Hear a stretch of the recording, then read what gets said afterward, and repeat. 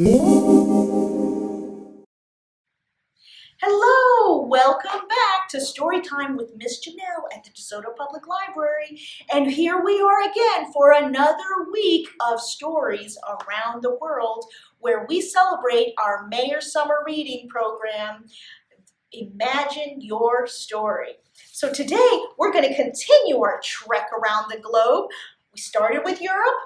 We then went to Africa, we then went to Asia, and today we are circling back around to come back to North America, where the United States is. But we are going to read some Native American tales today.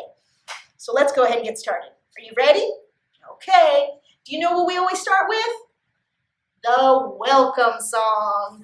All right, so if you know it, sing it with me. If you don't, it's really easy. It sounds just like Twinkle, Twinkle, Little Star, but it goes, welcome, welcome everyone.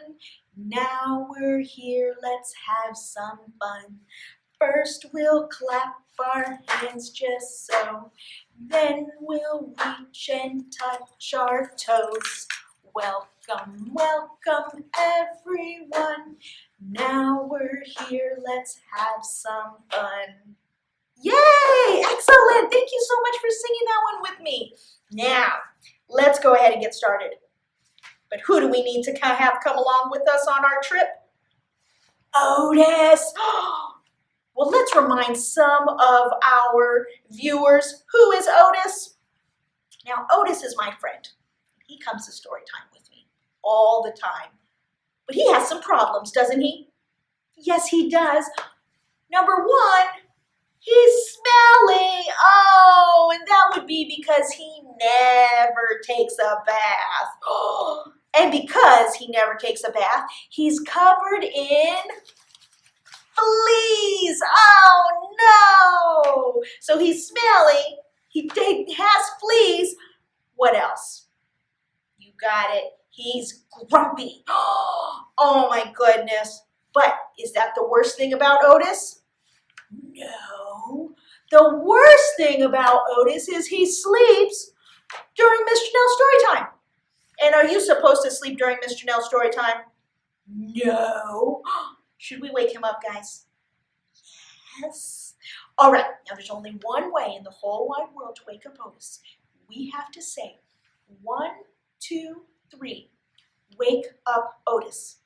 Think we can do it? All right. Are you ready? You sure you want to wake him up? He's been grumpy the last couple weeks. All right, here we go. 1, 2, 3. Wake up, Otis! Otis, what? It's story time again. Again? Oh, wait. Didn't we just have story time? Otis, that was last week. Oh, yeah. We have story time every Thursday. Oh, yeah. Because every Thursday we learn about something new. Wow, Otis, you have been paying attention. Yeah. Well, I'm very proud of you. What have we been doing the last couple weeks? We have been going on adventures. Wow, yeah, good job, Otis. Yeah. We've been going on underwater adventures. Wait a minute, no, Otis, we have not been going on underwater adventures. Yeah. We've been talking about fish and swimming and octopus. No, Otis, that's not what we've been doing at all. It's not? No! Otis, we've been going around the world and learning about different cultures and different stories of different groups of people. Oh, yeah. That's what I meant to say. That's what that is. That is what I said, right? Yeah. No, Otis, that's not what you said. Yeah. Okay, Otis, so since that's what you said, you mean to tell me you remember how we went to Europe? Yeah. And how we went to Africa? Yeah. And how we went to Asia? Yeah. So where are we going to go today? I know exactly where we're going to go. Really? Where are we going to go? To the moon. No, Otis, we're not going to go to the moon. We're going to come back to North America, which is where the United States is. Oh, yeah. I knew that. I did. I was just tricking you. Really, Otis? Yeah. I don't think so. Yeah, I was.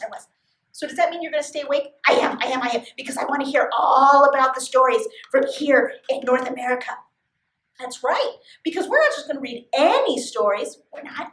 No, we're going to read folk tales from Native America. Native America, what's that mean? Well, Native America are the tribes that were here before the Europeans and Westerners came here, and they had their own stories. Oh, they did? Yeah. And so we're going to read about some of them. Today we're going to visit the northwest, and the northeast of America to learn about some of their folk tales, because there are hundreds of different tribes here in North America, also in Canada, also in Mexico. Oh yeah, so we're just going to read 2 stories today, but there are so many other stories that we can learn about the people and places of the place we already live in. There's even people here that we don't know about their stories. All right, okay, I'm going to stay awake. I will. All right, Otis, you promised. Yeah, I will. Okay, so I'm going to put you over here. Do you think Otis is going to stay awake? Yeah, I will. Okay, let's find out. And ready? Oh, man. For even learning about stories from our country here in America, he still doesn't stay awake. Well, he's just going to have to miss out on our first story called Turtles Race with Beaver. And this is retold to Joseph Burchard, and this is read with from permission from my friends at Dial Young Readers. So are we ready to go ahead and get started? Let's find out about Turtles Race with Beaver. Let's find out who would win a race between turtle and beaver. Have you heard the story about Turtle and Hare? Well, this is a different kind of story from a different part of the world. Long ago, Turtle lived in a beautiful little pond. There she is. She's all ready and happy in her house. She was very happy because this pond had everything a turtle needed. The water was just deep enough. There was plenty of food to eat, and there were lots of nice rocks just above the water for Turtle to sun herself on. One day, as happens every year in the north, winter began to come to the land, and she had done year after year. Little Turtle swam to the bottom of the pond and buried herself in the thick mud. Turtles every year, when it gets cold, they hibernate, which means they sleep until it gets warm again. Well, while Turtle slept for the winter, another animal came walking along. It was Beaver, who had been looking for a new home. "Oh, this will be perfect," said Beaver, "once I make some changes." And soon he began doing one of the things that beavers do so well. Chomp, chomp, chomp went Beaver as he took down one tree after another to build a big dam. He's going to block the water and change it so that it's more comfortable for him. The moons came and went, and spring returned once more to the land. And the birds sang, and the ice melted away. Then Turtle woke up, and crawling out from under the mud, she began to swim towards the surface of the water.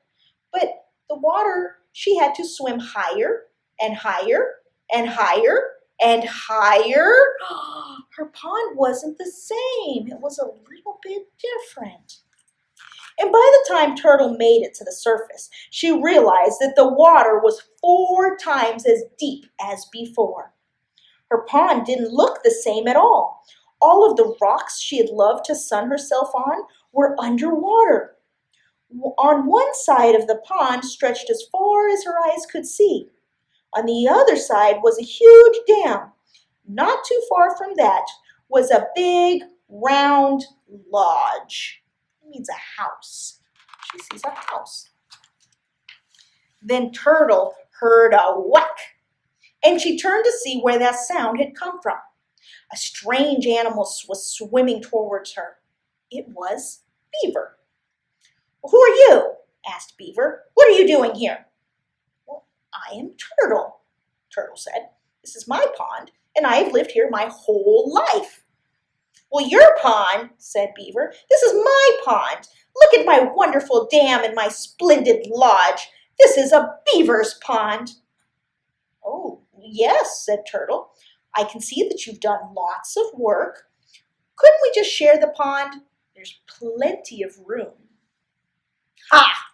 Beaver laughed. "I will not share my pond with any little turtle, but I will challenge you to a race.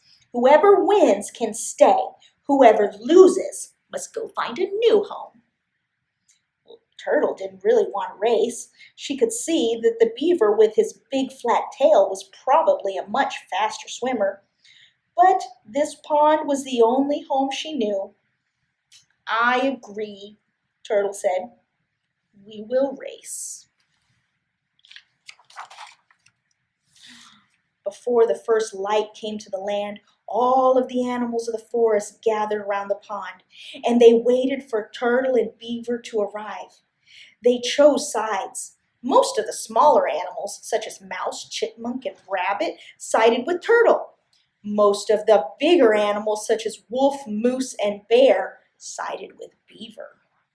And as they waited, they began to sing, "Turtle, Beaver, Turtle, Beaver, Turtle, Beaver." And they sang even louder when Beaver came swimming over from his lodge and Turtle popped up from under the water. "Turtle, Beaver, Turtle, Beaver, Turtle, Beaver." Who do you think's going to win? Is it going to be Beaver or is it going to be Turtle? Turtle and Beaver took their positions on the shore. Beaver lifted his big paw in the air. "On your mark, get set, go!" And the race had begun. Splash went Beaver, leaping off from the shore. He was certain he would leave Turtle far behind. But Turtle had gotten an idea. Before Beaver hit the water, Turtle stretched out her long neck, opened her mouth, and bit into the end of Beaver's tail. "Ow! Chomp!" Flap, flap, flap went Beaver, swimming as fast as he could. But as fast as he went, Turtle was right behind him, holding on as hard as she could. Now they were almost to the other side, and Beaver seemed sure to win. But Turtle bit as hard as she could onto Beaver's tail. Crunch! "Yow!" yelled Beaver. He flapped his big flat tail up and out of the water. And when his tail reached its highest point, Turtle let go. "Whee!" sang Turtle as she flew through the air right over Beaver's head. Ka-thunk! Turtle landed on the far shore and crawled across the finish line. Turtle had won the race, and all the animals cheered, "Turtle, Turtle, Turtle, Turtle, Turtle, Turtle." And Turtle was very pleased, but she could see how sad Beaver was. "I would still be happy to share my pond with you," she said, but Beaver was so embarrassed that he left without another word. And that's the end of the tale of Turtle's race with Beaver. All because he didn't want to share, he lost it all. Well, thank you so much. Thank you for reading that story with me. That was a great story. I liked listening to that story of Turtle and Beaver that comes from Northwest Native America. But now, you remember what song we're going to sing? We've been practicing it. It's about a small world. Do you think you can sing it with me? All right, here we go. Ready? It's a small world after all. It's a small world after all. It's a small world after all. It's a small, small world. It's a world of laughter, a world of tears. It's a world of hopes, it's a world of fears. And this time we're aware that we all share. It's a small, small, small, small world. It's a small world after all. It's a small world after all. It's a small world after all. It's a small, small world. Thank you so much. Thank you for singing that with me. Oh, that was a great job singing. But now, I think we can read another story. We read a story from Northeast Native America. Now we're going to read a story from Northwest Native America. And this one's called Coyote in Love. Ooh, I wonder, who do you think Coyote loves? I think it might be a star. And this is retold by Mindy Dwyer, and this is read with permission by my friends at Alaska Northwest Books. So let's find out about Coyote in Love. This is an old tale of love and the way that things came to be. Back in the old days when the world was changing, Coyote had magical powers. It was his job to put things in order. But Coyote was always getting into trouble. Let's find out what this trouble is. A long time ago, when the world was very new, Coyote liked to sit and look at the stars. He would stay up all night watching the stars fade into the pink light that brought the morning. And there was one star that was his favorite, and he found her more beautiful than any other star in the sky. Coyote was in love with her. Oh, he found his favorite star. She was a blue star, and each night Coyote sat and waited until she appeared. And as he watched her blue glow travel across the night sky, he sang to her. He noticed that she always came very close to the tip of a distant mountain. If I could go to the top of that mountain, I could touch her. I wonder if Coyote's getting any ideas. Coyote started to run across the fields and into the forest, and he ran and ran and ran. And throughout the night, by the day, he slept. At twilight, Coyote woke and began running again, and he didn't even stop for dinner. Wow, he was on a mission. He was going to get that star. He climbed and climbed until at last he reached the top of the mountain. And there he watched the sunset, freshly painted in the sky. And the colors melted and dripped behind the edge of the earth. And their soft afterglow soothed him. And Coyote was very tired, but he didn't want to miss his beautiful star.